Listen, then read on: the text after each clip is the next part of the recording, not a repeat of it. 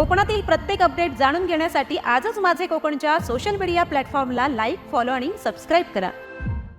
कोकण स्थानिक स्वराज्य संस्था मतदारसंघांच्या विधान परिषद निवडणुकीच्या पार्श्वभूमीवरती उद्योगमंत्री उदय सामंत यांनी महायुतीचे उमेदवार अनिकेत तटकरे यांच्या विजयाचा विश्वास व्यक्त केला आहे. रत्नागिरी येथे माध्यमांशी संवाद साधताना त्यांनी महत्त्वपूर्ण प्रतिक्रिया दिल्यात.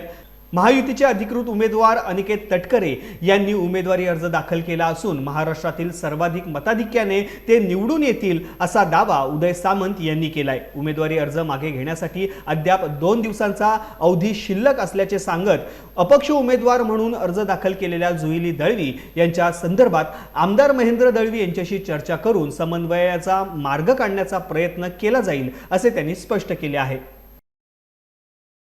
शिवसेनेचे मुख्य नेते आदरणीय एकनाथ शिंदे साहेब असतील, राज्याचे मुख्यमंत्री देवेंद्रजी असतील आणि राष्ट्रवादी काँग्रेस पार्टीच्या राष्ट्रीय अध्यक्षा सुनेत्रा वहिनी यांनी 17 जागांचं जागा वाटप केलं. त्याच्यामध्ये कोकणाची ही स्थानिक स्वराज्य संस्थेची जागा ही राष्ट्रवादी काँग्रेस पार्टीला मिळालेली आहे आणि राष्ट्रवादी काँग्रेस पार्टीचेच म्हणजेच महायुतीचे उमेदवार हे अनिकेतजी तटकरे आहेत.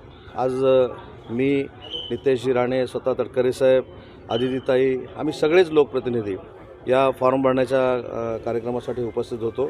आमचा विजय महायुतीचा निश्चित आहे आणि महाराष्ट्रातल्या सगळ्यात जास्त मतानं ही महायुतीची जागा आम्ही जिंकू. तर एकीकडे ही स्थिती असताना महायुतीतच कुठेतरी बंडखोरी झालेली पाहायला मिळते, कारण तुमच्याच पक्षाचे आमदार महेंद्र दळवी यांच्या कन्येने देखील अपक्ष अर्ज भरलेला आहे. नाही, अर्ज भरलेला आहे, परंतु अर्ज मागे घेण्याची तारीख ही अजून 2-3 दिवस आहे. त्याच्यामुळे महायुतीमध्ये एकामेकाच्या समोर कोण उभे राहणार नाही त्याची दक्षता आम्ही नक्की घेऊ. महेंद्र दळवी साहेबांची देखील आम्ही चर्चा करून त्यांची समजूत काढू. त्यांच्याशी काही संपर्क झाला आहे का? संपर्क आमचा सगळ्यांचा रोजच असतो, परंतु जो आता फॉर्म भरला गेलेला आहे अपक्ष म्हणून तो मागे घेण्याच्या दृष्टीनं आम्ही सगळे मिळून त्यांच्याशी चर्चा करू. वेळ पडल्यास माननीय शिंदे साहेब देखील त्यांच्याशी बोलतील. सामंत साहेब, याच प्रश्नावर ज्या वेळेला भास्कर जाधव काही वेळापूर्वी बोलले ते म्हणाले की वैरी एकत्र आले, त्याच्यामुळे आमचा विजय आहे की आम्हाला वोटिंग सेम मिळणार.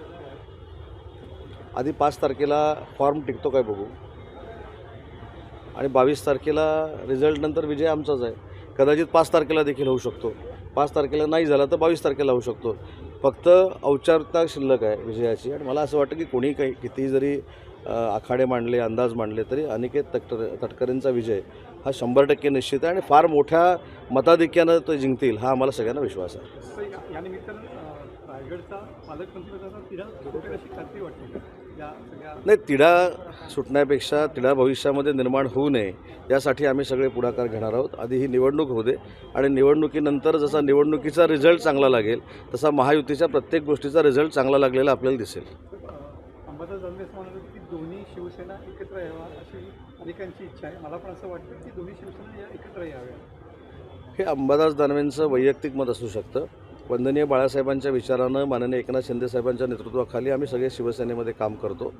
शिवसेनेमध्ये काम करत असताना महाराष्ट्राच्या जनतेनं नक्की शिवसेना कोणाची आहे, वंदनीय बाळासाहेबांची होती आणि त्याचं नेतृत्व आज एकनाथ शिंदे साहेब करत आहेत. हे शिवसेनेला भरभरून मतदान देऊन महाराष्ट्राच्या जनतेनं सिद्ध केलेलं आहे. त्याच्यामुळं दानवे साहेबांच्या त्या चर्चेला काय अर्थ आहे मला माहीत नाही, ते त्यांचं वैयक्तिक मत आहे. अर्ज भरण्याच्या अखेरच्या दिवशी शिंदेंना 17पैकी 4 जागांवरतीच समाधान वाटतं आहे आणि बाकीची यादी गुलदस्त्यामध्ये आहे. काय सांगाल? हे कुठची यादी गुलस्ते? अर्ज भरण्याच्या शेवटच्या दिवशी अजूनही यादी डिक्लेअर नाही केलेली आहे. नाही, मला असं वाटतं की सगळी यादी फायनल झाली. ठाण्यामध्ये रवींद्र फाटक आहेत, परभणीमध्ये सईद खान आहेत, त्याच्यानंतर नाशिकमध्ये नरेंद्र दराडे आहेत आणि यवतमाळमध्ये चतुर्वेदी आहेत, दुष्यंत चतुर्वेदी आहेत. ऐनवेळी त्यांना फॉर्म देण्यात आले. अरे, ऐनवेळी देण्यात आला की न देण्यात आला हा शेवटी पक्षाचा भाग आहे ना. आम्ही कधी फॉर्म द्यायचा ह्याची चिंता बाकीच्यांना असण्याची आवश्यकता नाही. फॉर्म भरायच्या अगोदर आम्ही उमेदवारी जाहीर केली हे महत्त्वाचं आहे.